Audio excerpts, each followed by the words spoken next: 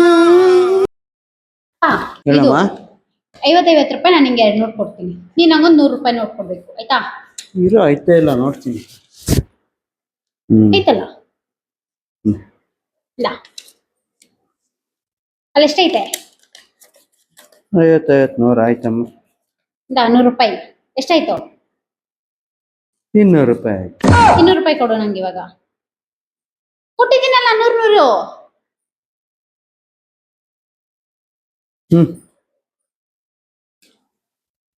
ಪಾ ಅಲ್ಲಿ ಎಷ್ಟೈತೆ? ನನ್ನ ಕೈಗೆ ಎಷ್ಟು ಕೊಟ್ಟೆ ಇವಾಗ? 200. ಇಂದ ಈ 100 ರೂಪಾಯಿ ಎಷ್ಟಾಯ್ತು? 400. 400 ಇರು ತಗೋ 100 ರೂಪಾಯಿ ಎಷ್ಟಾಯ್ತು? 400 ಪ್ಲಸ್ 100 500. ಹಾ 500 ರೂಪಾಯಿ ಕೊಡು.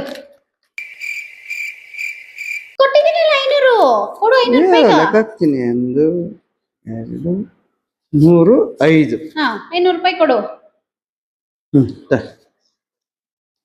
You very chalak, bro.